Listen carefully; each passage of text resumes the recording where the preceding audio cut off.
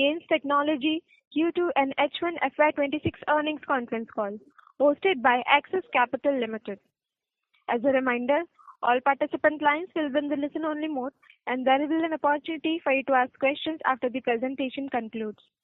Should you need assistance during the conference call, please signal an operator by pressing star, then 0 on your touch-tone phone.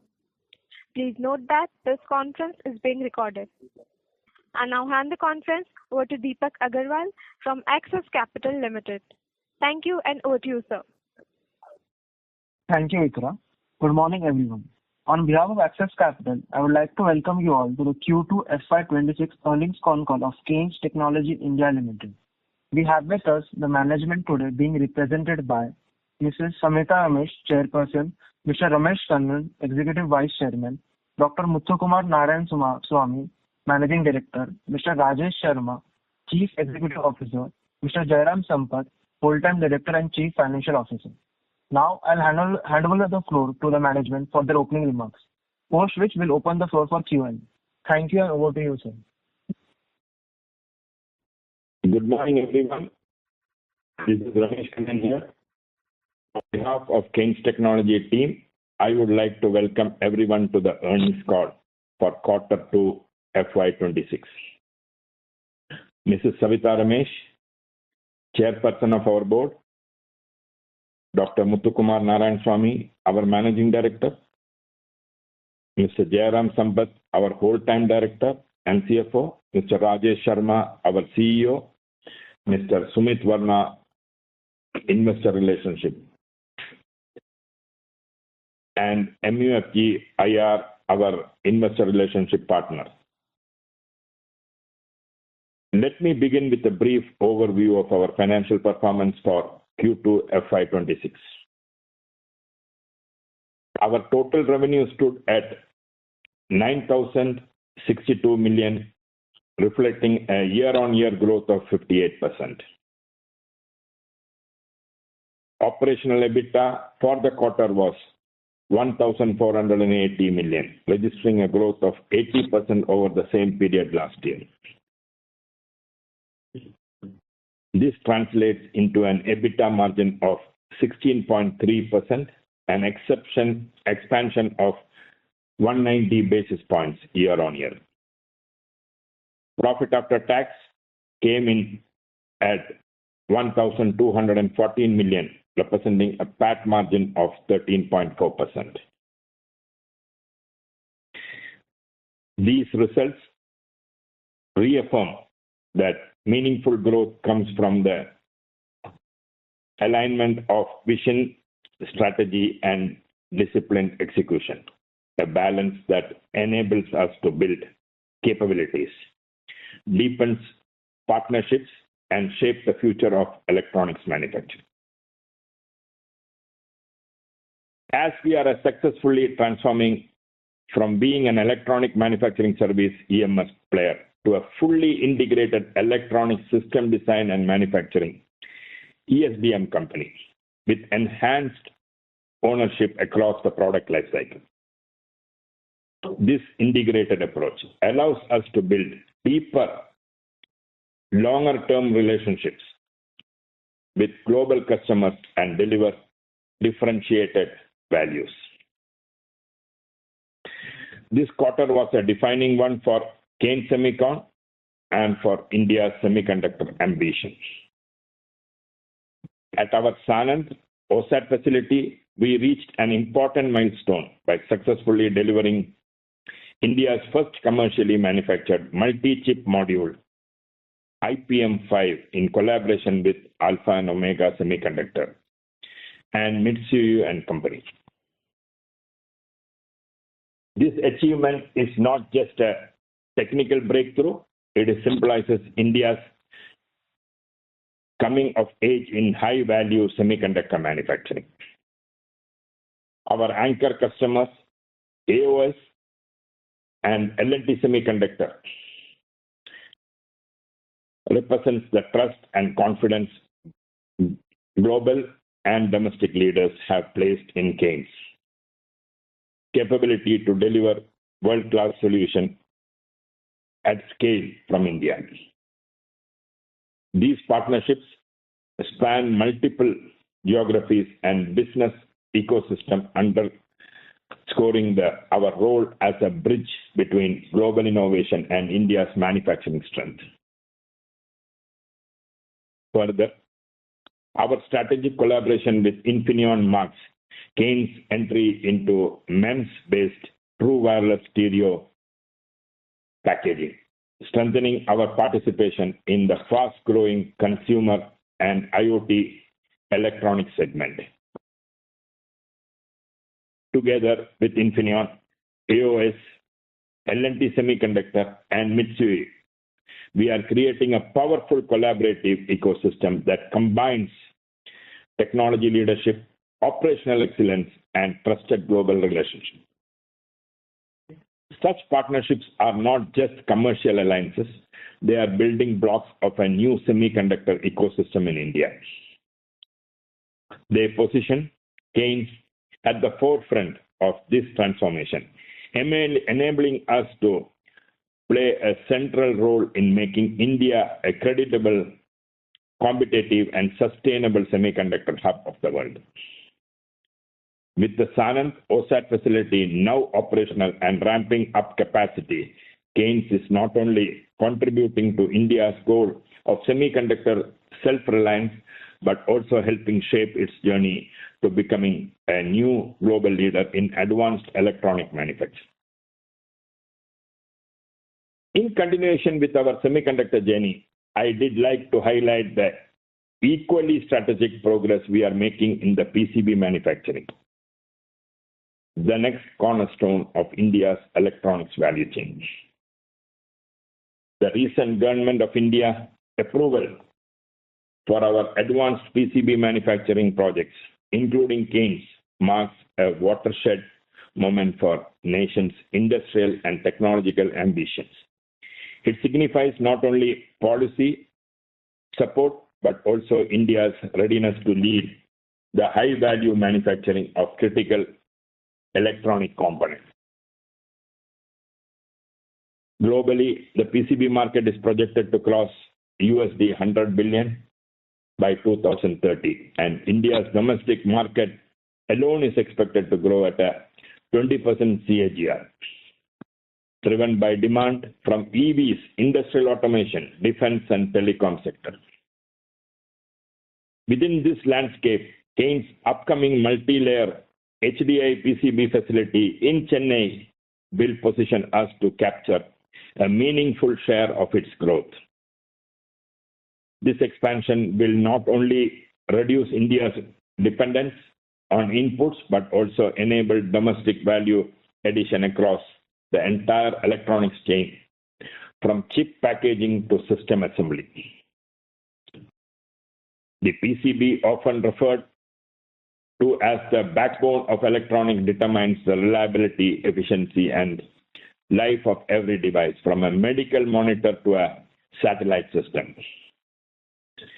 By localizing this capability, Kaynes is directly contributing to India's self-reliance and global competition in advanced electronic manufacturing. As we stand this inflection point, it is important to acknowledge that India's manufacturing journey has never been without challenges. There were times when global supply chains moved faster than our own, when policy and infrastructure were still catching up, and when the world looked at India as a market, not yet as a manufacturing power. But time and again, India has proven its ability to adapt, innovate, and rise stronger. Today, India is not only following the global trends, we are shaping it. We are moving from being participants in the global value chain to become architects of it. Powered by policy support, engineering excellence, and the new generation of companies that believe in India's potential.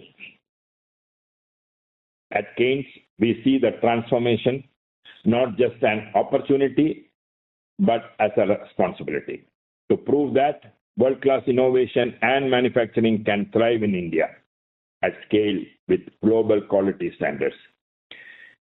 The India story is no longer a promise, it is a performance, and its momentum is only beginning. As we reflect on another strong quarter, it is clear that growth becomes meaningful only when guided by vision and purpose.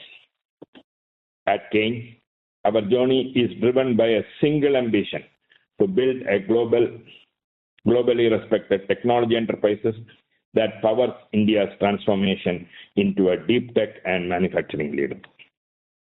Before I conclude, I extend my heartfelt thanks to our investors, partners, employees, and customers for their trust and support. With that, I would like to hand over the call to Dr. Muthukumar Narayanaswamy, our Managing Director, to express his vision for the company. Thank you. Thank you, Mr. Ramesh, good morning, everyone. It's really my privilege to join the Q2 earnings call on the back of yet another stellar performance by the company under the leadership of our Executive Vice Chairman, Mr. Ramesh Kannan, and the Kaynes team. I wish to brief about some of the important initiatives that we have undertaken to bolster performance of Kaynes Technology as an excellent organization. Our focus will be driving the company's transition from a service-led EMS model to a product-led ESGM-driven enterprise, as indicated by our Vice Chairman. As we look ahead, our focus will be on strengthening the execution backbone of the company through enterprise-wide systems, process harmonization, and transformation frameworks that enable scale, agility, and consistency across every Kaynes facility. We are entering a phase where execution excellence will define leadership, and Kaynes is poised to lead from the front. Our priorities are clear: to drive significant improvements in productivity, cost, and delivery, while embedding a culture of total predictive maintenance across all sites. This will not only enhance asset reliability, but will also instill mindset of ownership, discipline, and continuous improvement at every level of the organization. TPM is not just a process initiative, it's a way of thinking, it's a culture that ensures operational precision and sustainability. In parallel, we'll undertake a structured program of business process restructuring and digital transformation, redesigning the workflows, integrating systems, and leveraging the data to build a truly connected enterprise. The next frontier for Kaynes lies in IoT 4.0, a low-cost automation and advanced quality management system where real-time insights drive smarter, faster, and more consistent decision-making process. As the cost of employee continues to rise, automation and data-driven optimization will be the key to maintain the competitiveness of our organization. Our approach will combine digitalization, predictive maintenance, and process visibility to deliver better productivity, quality, cost, delivery, safety, morale, and environmental performance, the 7 pillars of sustainable operations. Importantly, quality today is no longer a differentiator. It's the base and being taken for granted. What will set Kaynes apart is our ability to deliver quality with speed, reliability, cost efficiency, and intelligence. We'll continue to invest in next-generation information systems, enabling better integration between manufacturing, supply chain, and ensure agile customer delivery. As we advance this transformation journey, our aspiration is clear: to make Kaynes synonymous with operational excellence and execution leadership, setting the standards that others in the industry aspire to reach.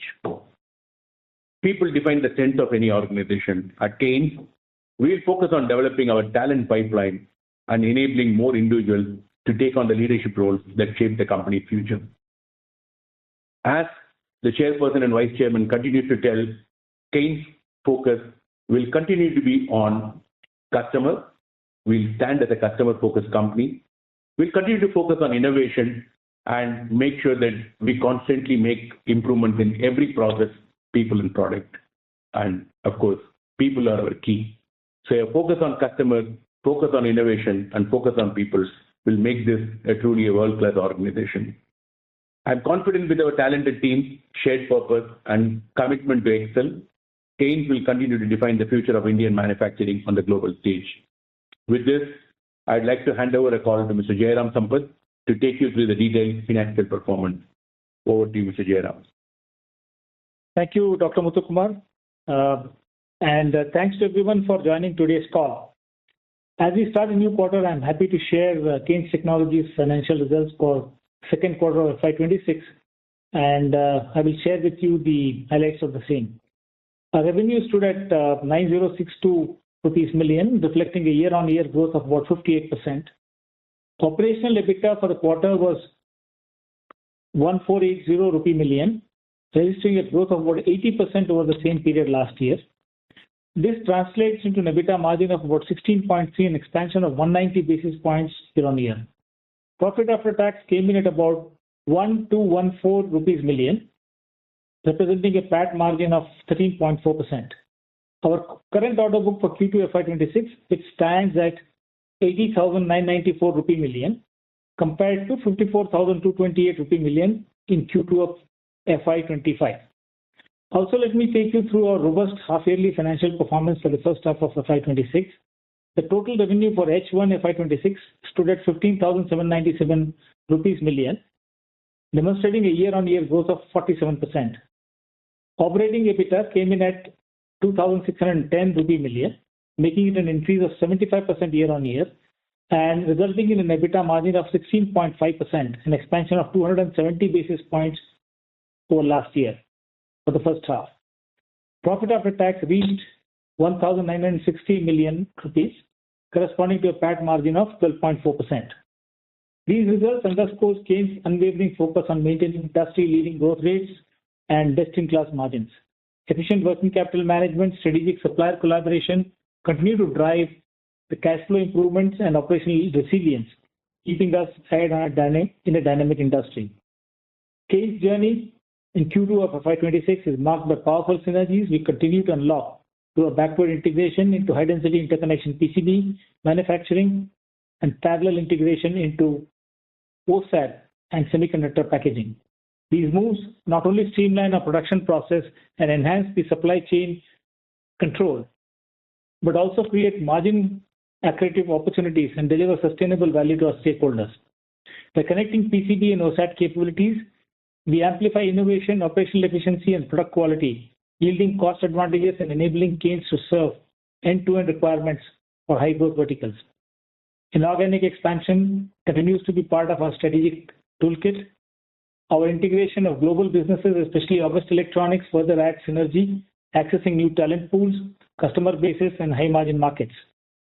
Kaynes is envisioning the future of the Indian EMS and ESDM industry, positioning itself not only as a leading manufacturer but also as a core innovation partner driving technology transformation.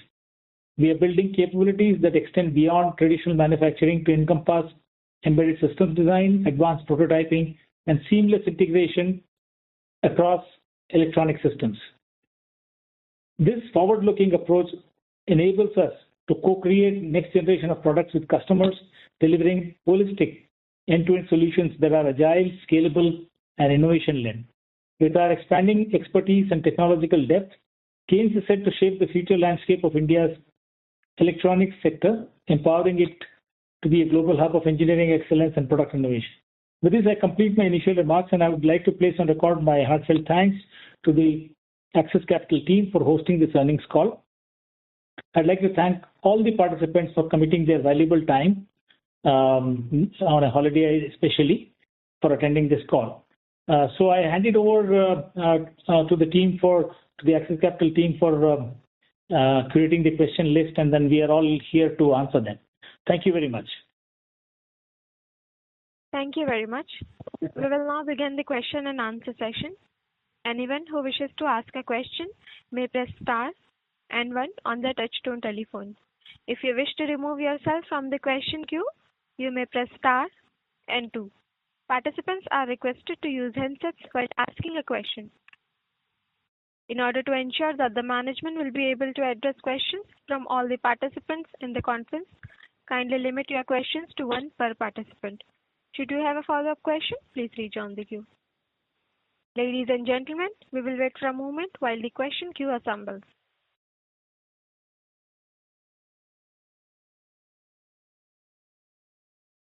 Okay.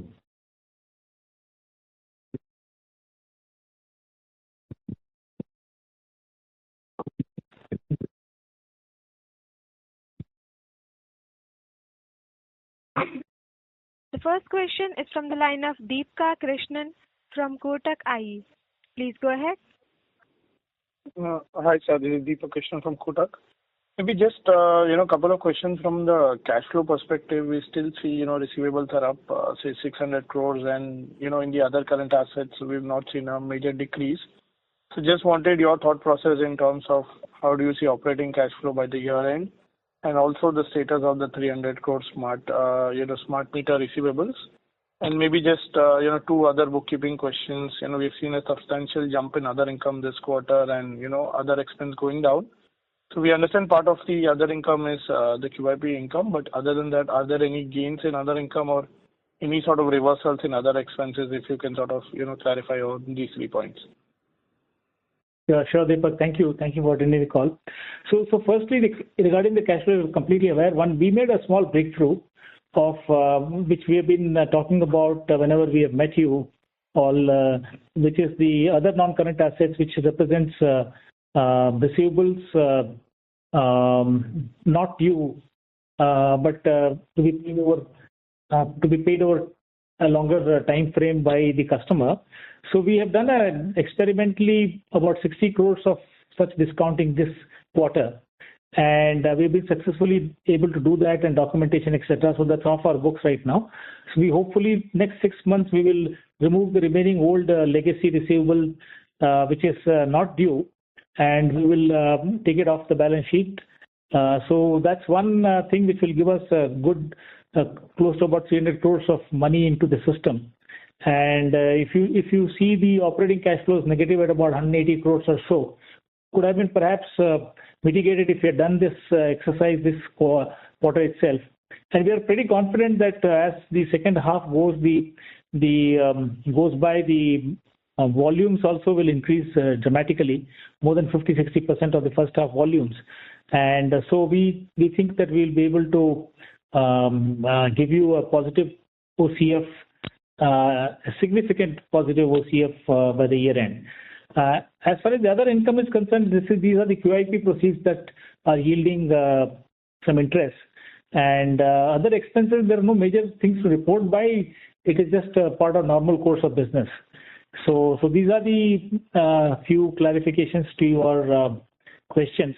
And just on the copper clad laminate, if you could sort of help us with the unit economics of that, how much of that would be sort of captively used, how much are we looking to sell external? If you have a follow-up question, please rejoin the queue.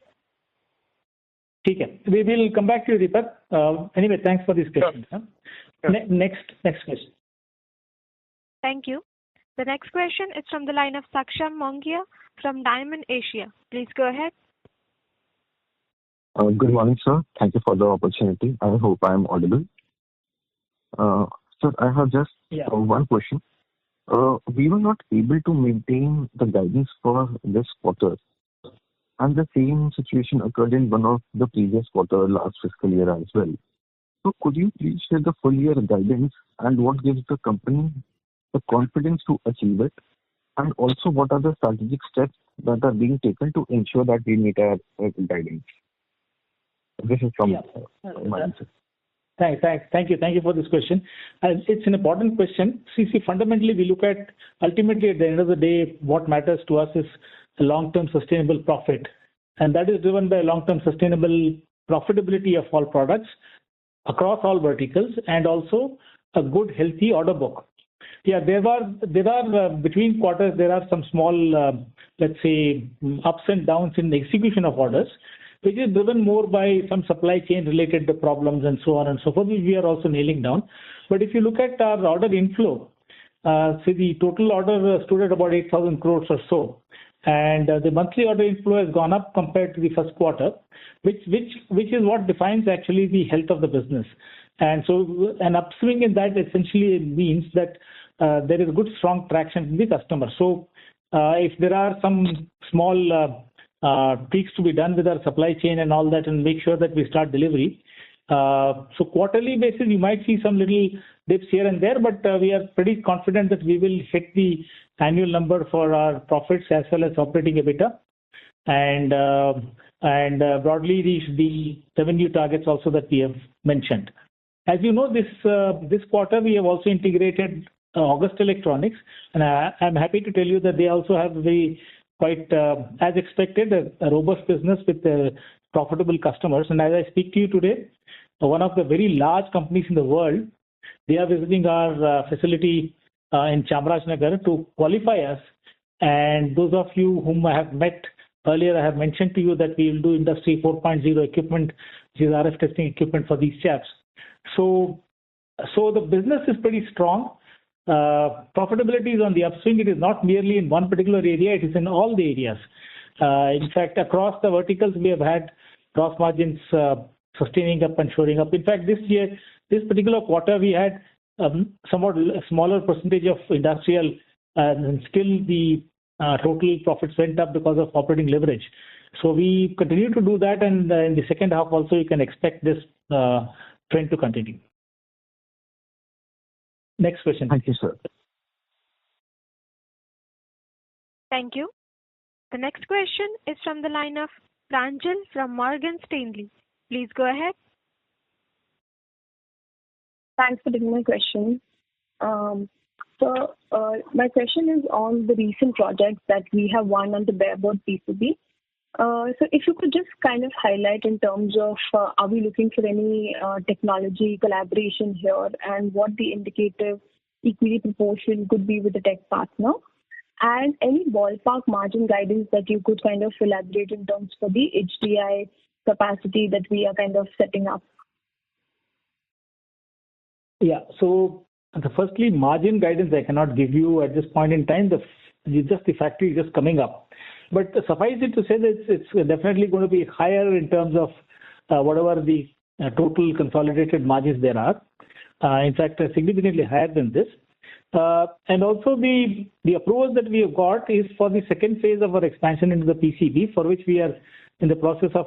We have received the government order for the subsidy, capital subsidy.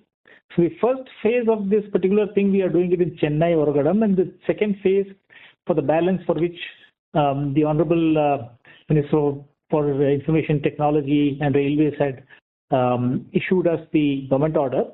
So that is being done down south, and we think that this also represents, this has been done after scrutiny of our proposal by the government, both in terms of technology as well as in terms of its ability to deliver fast. And we are happy to tell you that on both counts it has worked very well. We are attempting a largish scope in the PC board, especially in tune with the PCB requirements of the future, which are likely to be high density, multi-layer, flex boards, and so on. So from that perspective, we have put together a capex for the first plant. Firstly, we will start with multi-layer boards.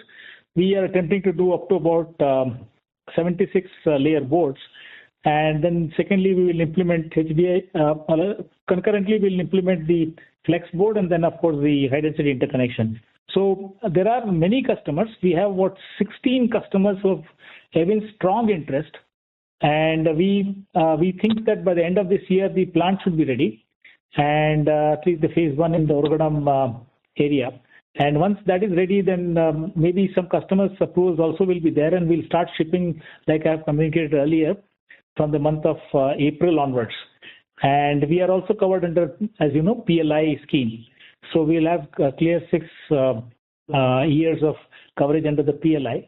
And as we get a little more confidence and the capacities ramp up in the Oragadam phase 1 plant, we will start off the phase 2 plant. We have about 3 years time frame to complete that activity, and we are pretty confident that we will do that. And so with this, what happens is we hold, let's say, the distinction of being able to be self-sufficient on copper-clad laminates, pre-preg, as well as PC boards, especially in the high-tech area. And as you know, Kaynes Technology is also user of PC boards. Almost 10% of our total sales money is spent on PC boards. So we hope to get some important cost down because of being able to manufacture the high-tech PCBs ourselves. So, and as far as the collaborators are concerned, there are two ways in which we are handling this. One, the machinery manufacturers, already we have placed orders on the machines and they are setting up the line. So it is pretty much like we set up the line, we achieve the process parameters off-site at the machinery manufacturer's premises in whichever country they are, and then we just ship that entire thing. So we don't do a development of the process here. We do development of process under high-tech conditions with experts, material science experts and machinery experts. What we focus here right now is to do the design and all of those things. And once we become experts in reading the customer's drawings and making sure that we can make the value additions that's required, all the machinery is getting transplanted here to Oragadam in the phase 1. And then from the day 1, we are pretty confident that we'll have a very high yield, and capability-wise, it will not require several years to actually develop. So this is the method that we are using. We're developing the technology with the experts and then transplanting the technology. Also in the process, we are also making sure that we do the software part of it. Sorry about the longish explanation, but this is a technical subject, so I didn't want to miss out on any details here. Thank you. Next caller, please. Yeah, I'll just fall back in the queue for more questions. Thank you. Sure. Please. Thank you. Thank you. The next question is from the line of Naushad Chaudhary from Aditya Birla Sun Life Mutual Funds. Please go ahead. Yeah, hi. Thank you for the opportunity. Just one clarification, sir. This quarter, margin has gone up, but at the same time, we can see the working capital parallelly has gone up for us. And given the nature of the business, should we see this going forward? If we try to push or optimize working capital, we have to compromise on the margin as well. So this is the clarification just wanted. Yeah, thank you, Naushadji. Thank you for the question. This is the question that all of us after the call will actually be addressing 24/7. We look at this particular issue. But it's good news also because most of the inventories have been acquired during the latter half of the quarter. This is in, as you know, the order book is also kind of filling up quite fast. So we need to make sure that because of supply chain glitches, we don't miss on delivery. So we are going a little more cautious here. So we do more than required amount of inventories somewhat, and we don't curtail. But of course, we are trying to look at the optimization through vendor managed inventory, for which our president of supply chain has been tasked with this job, and this quarter he'll come out with a definitive plan. I've been talking about it, I think last time I met some of you, and you also have mentioned to you. So we have not taken any benefit of the vendor managed inventory, which is basically the distributors keeping stock on our behalf in India, so that we can rid the burden of us for at least a reasonable period of time, 2-3 months kind of thing. So hopefully we'll succeed there. So we are quite pleased with this thing, and the increase in inventory is a reflection of strength of the business actually at this point in time. And hopefully by end of this year, we will bring it down to the kind of numbers that we are talking about in terms of working capital days, net working capital days. So we have two items which we focus on, of course, inventory and receivables. And in answer to the first question from Mr. Deepak, I had mentioned to you that some small portion, about 300 crores, we'll try and get rid of by discounting and getting off the books. And so that plus this in VMI, vendor managed inventory nearby, you will see a significant improvement by the end of this year on our working capital performance, which has been of concern to a lot of people, saying that, are you consuming more resources than generating the cash. So we will have positive OCF and we'll have lower net working capital by the end of this year. Without compromising on margin? No, of course not. Of course not. We ultimately have to make money. Yeah. All the best, sir. Thank you. Thank you, Mr. Thank you. The next question is from the line of Siddharth Vera from Nomura. Please go ahead. Hi, sir. Thanks for the opportunity. Sir, first question is on the order book. So this close to 8,000 crore order book, does it include any orders from the OSAT and PCB segment as well? So, or this is purely EMS? So first clarification on that. And second, sir, on the investments on the OSAT or PCB side, would you probably broadly highlight how should we expect the investments to be over the next 3 years, and by when is the subsidy element expected to be sort of received, both from central and state? Yeah, Siddharthji, thank you for the question. See, firstly, this order book does not yet contain the orders that we have, the LOIs and orders and contracts that we have executed in OSAT. Once we start commencement of operations there, we'll certainly start maintaining that and start reporting that too. But suffice it to say that almost 60% of the capacity is already committed by large players, and they have actually gone on record in public itself to say that there are people like Alpha Omega Semiconductor, Larsen & Toubro Semiconductor, also Infineon. And then we, like I said, there is a list of another 14 people who probably want to work with us. We are being a little selective because, as I have been explaining earlier, we want our product portfolio to be profitable. So we don't want to fill it up with just the legacy or low-end work. We want to also add a medium range of advanced packaging as well as the cutting edge or bleeding edge technology of silicon photonics, co-packaged optics and things like that. So that's the thing. We'll add the order book maybe by the end of the year. We'll probably talk about the order book on this business. As far as PC board is concerned, the 1,400 crores was taken care of by the QIP1, and then the expansion of that basically will lead to copper clad laminates and prepreg plus one more PCB factory down south near Tuticorin. And so for that, we are preparing the detailed project report right now, because now we are clear about the government incentive and the government's capital subsidy that is coming in. So we should probably shortly have that ready.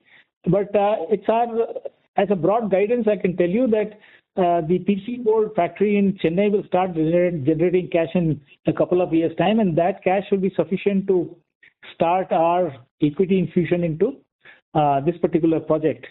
And with some small bridge loans, I think we should be able to complete this project unless we increase the scope further. That is, as this government has given us approval for about 3,700 odd crores of capex.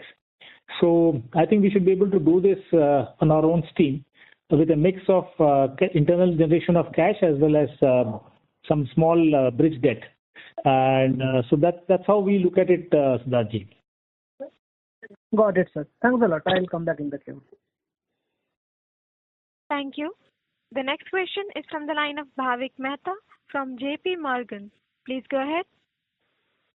Thank you for this question. We have done capex of around 840 crores in one edge. So how should we think about a full year capex this year and next year? And just a clarification on that, is this a gross capex or does this include the subsidies received by the government, or so this is like a net number? Yeah, so the subsidies issued by the government, as for the ECMS scheme, as you know, this is about 25%, and state government also gives. State government number is broadly, it's confidential between us and the state government because we entered into an agreement with them. But let me put it this way, total equity that we have to bring in is about 30% of the total capex only. And so for 1,400, we have already done the finance planning. For the remaining 23-odd crores, and perhaps there could be scope increases later. So we have to bring in about 600 to 800 crores of money from equity perspective, which we are quite confident that from year 3 onwards of our Kaynes circuits, every year we do about, let's say about 15% of our sale as probably the operating cash flow, if not more. And because these are mostly large customers, export customers, and high yielding products. So we should be able to finish our equity contribution in a 2 to 3 years time frame at about 250-300 crores per annum. And so that will give us also compliance with the government's requirement that we should complete the project in, let's say we start with next 3 years and then complete it in next 3 years thereafter. So from that perspective, we don't see any challenge in terms of being able to fund this. Of course, this is all assuming that the scope remains the same. Supposing scope considerably improves, then we'll have to think about how to do this further, because the demand is pretty strong. We have not yet completed full assessment of what customers require. Many of our customers by themselves are willing to underwrite the entire capacity. So we are contending with a different type of an issue. But on an as-is basis, we don't have any financing issues at this point in time.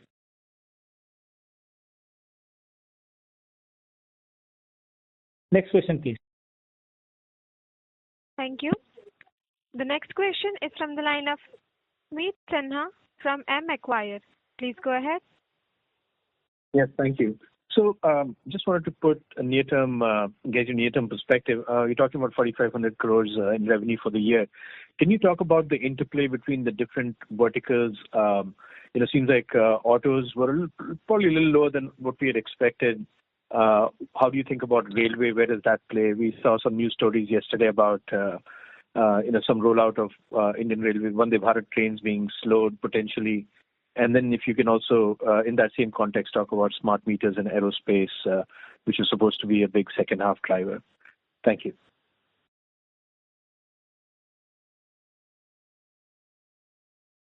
Yeah, hi. Thank you. Sorry, I was on mute. So post-listing, our growth was driven by automotive and electric vehicles and industrial now. And as we prepare to start serving customers in aerospace, defense, and also our own products in railways, so the quantum of, let's say, business in these two segments will go up, the railway electronics as well as the Kavach program is already been announced by government and they cannot not do it. So that's, as you know, 68,000 route kilometers are there, and the TAM, if I were to make an estimate of TAM, it's about 50 lakh per kilometer. So it's about 34,000 crores of business out there. Not all of it will get done immediately. It may take a 5 to 7 years time frame for the government to identify the priority sectors, trunk lines, based on passenger movement, etc. So we expect Kavach, our own product actually has been made, and when we have supplied, it's approved and so on. So hopefully we'll do some reasonable amount of business this year itself. And then there are other things like we are working on the railway network safety, etc. That has also made some good progress, and we probably get some traction there. And also our traditional business, which is the electronic interlocking through our major clients, has also seen an uptick during this quarter. So we think that will continue further. So we don't see any slowdown. In fact, as a percentage of total revenues, the railway percentage will be much higher this year compared to last year. Similarly, for aerospace defense also, we had made just a small beginning in terms of getting approvals, etc. So hopefully by the end of this year, when the final approval comes from our major customer in the US, so we should probably, that percentage also will see an upward trend this year, and next year it will be a significant increase. A similar thing has happened in the IT space, wherein we are getting more orders on the high performance computing servers. And so that is also likely to be a bigger chunk of business. And as you know, in the industrial area, we do have smart meters, but smart meters is kind of a steady run rate business. So in terms of percentages, the other businesses, once they start picking up, the smart meter will kind of remain steady. And we do have fairly good, let's say, order coverage in this area. So next 5 to 10 years time frame, of course, we plan to do significant amount of business in this particular area. But suffice it to say that, and the automotive, as you rightly pointed out, automotive sectors are sectors which are let's say that they respond to the cyclicity in the market. And but we have not, fortunately for us, due to the rationalization of GST and all that, and that fillip that was given by the government recently. So we got benefited, and in fact, now there is a lot of traction and there's a lot of push, and most of the customers here at our doorstep trying to make us supply material. And as you know, we had acquired one of the largest, I think he is top 10, maybe third largest tier 1 in the world. I had talked about it earlier on. And so we have now very good demand from that particular company. Similarly, there are new companies with whom we work in the areas, domestic companies also. The other advantages I want to bring to attention of people is that many of these companies are also asking us capacities for indigenous component manufacturing, starting with PC boards and so on. So as I see, there is a dual benefit here. One, better, let's say, bonding with the customer in terms of larger value addition, and then also better profitability for us because we go deeper into the value chain. So as we go forward, we expect automotive to grow at the rate of growth of our company's growth rate, which will be anywhere around 50% plus minus you can take. Similarly, industrial will also grow, but industrial in the industrial segment, there are other segments other than merely the industrial and EV. There are other things than the smart meters, etc. So they will also start going. We have started getting orders in those areas too. So, but suffice it to say that I think that will also remain a primary sector, around 40% of our total. Similarly, our automotive is about 26% of our total. And we hope to get into 2-digit number for railways, electronics, and then of course for the aerospace defense, we'll come nearer to this 10% number in a couple of years' time frame. We already are about 12% in the IT and IoT and space. And of course, we are also doing some high-end consumer work, which is not the appliances of like the TVs, etc., but something else, something a little different, which is more high-tech for export markets. So we think that this portfolio is reforming itself back to the original number, so that the combined profitability or the blended profitability will also get a upward trend in addition to getting operating leverages. So we are pretty confident that we should be able to match not only revenue growth, but also the profit growth. Got it. Thank you. Right. Thank you. The next question is from the line of Akhilesh Bhandari from North Rock Capital. Please go ahead. Hi, sir. Thank you for taking my question. So firstly, on the receivable part, so even if I adjust for the 300 crores of the financing which you're looking to do, on a trailing 12-month basis, still the receivable days would have increased by around 15 to 20 days. So even except that, we are seeing a receivable increase. So any thoughts on this, please? You're right. There is a skew of billing towards the end of the quarter typically. And it's like 1, 2, 3. So is the billing within a quarter, and then 1, 2, 3, 4 is within the year for the respective quarters. These are affected by two things. One is cyclicity of business and orders, etc., and also push by our customers. So everybody wants to achieve quarter end numbers and so on. So a lot of business gets done in the last month. So we are trying to work on two fronts. One front is, of course, taking care of the older number so that we free up some cash. And then the second one is we are also working with the customers themselves for some kind of an invoice assignment and discounting, so that the burden on the company comes down. That means the moment we deliver, we would like to collect that. So this also helps us in terms of making sure that all monies are collected and there are no troubles. We are aware of this. We are trying to get rid of this extra 10-15 days, but there will still be cyclicity always quarter end, especially as we go forward. The March end will be probably pretty strong billing. So you will see this a little bit of trend for the next couple of years or so. But having said all of that, we still want to bring down the net working capital. So we'll make sure that we will have financing solutions, plus also we'll make sure that vendors chip in so that we can control the inventory. So that as a bucket, inventory plus receivables can be controlled. And then payables, I think we are maximum whatever we can extract is there. We don't want to do an additional, let's say, extraction of number of days from our suppliers, because as you know, price sensitivity comes into picture. So whereas many of our peer group companies, etc., they all talk about 6 months payables, etc., but we don't do that. So we are sure that even though there are these increases in receivables, we will compensate by reducing inventory, and by the end of the year, we will make sure that we get to a lower number than even FY25 number, much lower number in terms of net working capital days. Your cash flow statement shows a Sorry to interrupt, Akhilesh. Please Please rejoin the queue. If you have a follow-up question, please rejoin the queue. Thank you. The next question is from the line of Aditya Bhartia from Investec. Please go ahead. Hi, good morning, sir. So just following up on the question on receivables. So I understand that the receivables that we are seeing on the balance sheet are not including this 350 crore rupees of deferred receivables, because that's residing in other non-current assets. In that context, there's been almost like a 550-600 crore rupees of increase in receivables, even higher than the revenue increase that we have seen.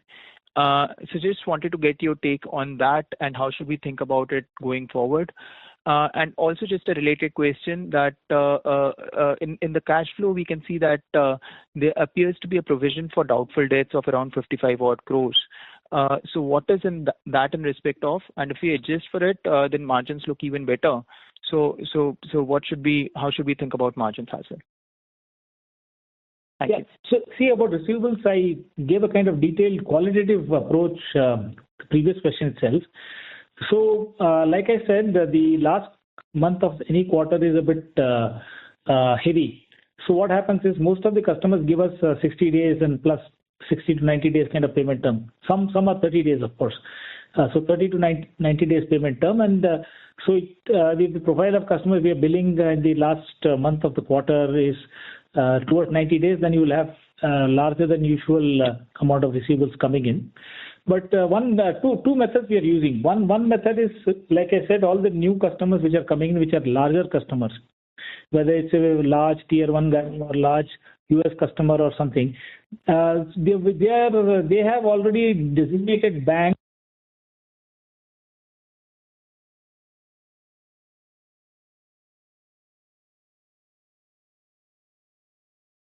So your backup line is unmuted.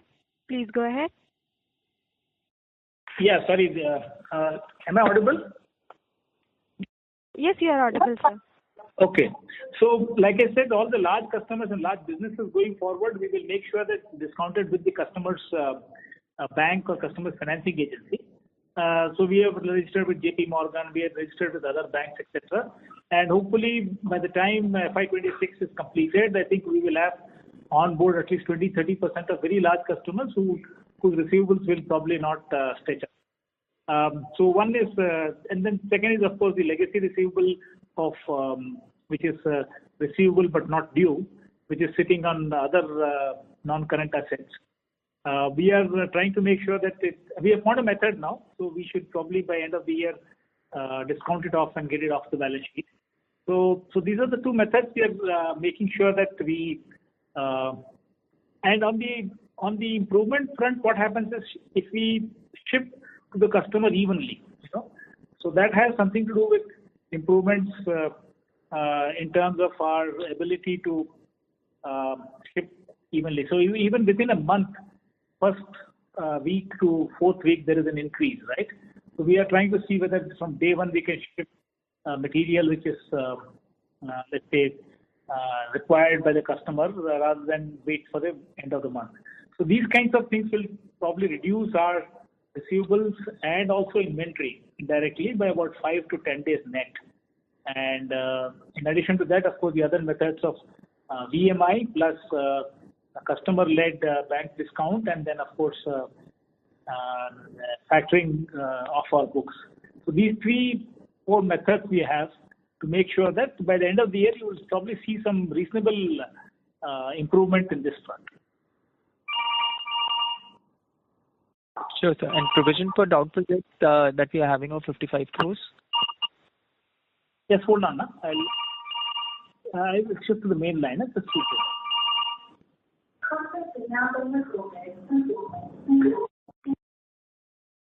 Yeah. Am I audible now?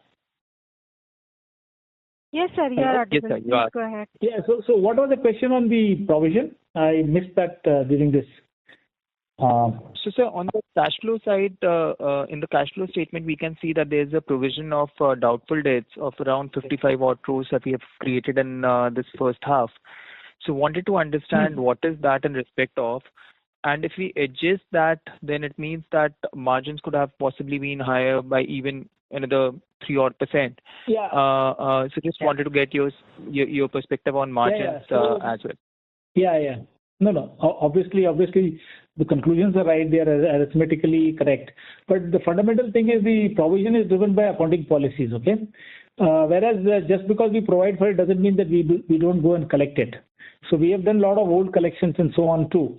Though we may have provided for it and so on, but our auditors will have us provide for debts which are aged and for some reason uncollected debts, etc., etc. So that's the thing. And going forward, we'll reduce this also. See, the improvement in receivables means essentially current collections should be highest and the old collections should not be there at all. Old collections should have been collected. So that's possible, like I said, through systemic method. One method is, of course, you improve the evenness of billing. The second method is you make sure that you discount it with the customer's agency, because then there is nothing, it just goes off the books. He's received the material, he pays us the money. Of course, we have to provide for some little cost of that in our costing, which we are able to do. And third is, of course, some of these things, odd cases like the other one, which was there, we have to approach some financing agencies, and which we have done. We have done about 60 crores of such discounting, and it is off the books right now. So similarly, we will do that for the remaining legacy, quote unquote, which is receivables not due but sitting in other non-current assets. So that also we will do. So yeah, you are right. If we it's like an accounting treatment. Let me put it this way: once we collect, anyway, we write back the provision. So instead of getting the profit today, we'll get the profit tomorrow. There's no loss because of that. No, completely understand that, sir. Thank you.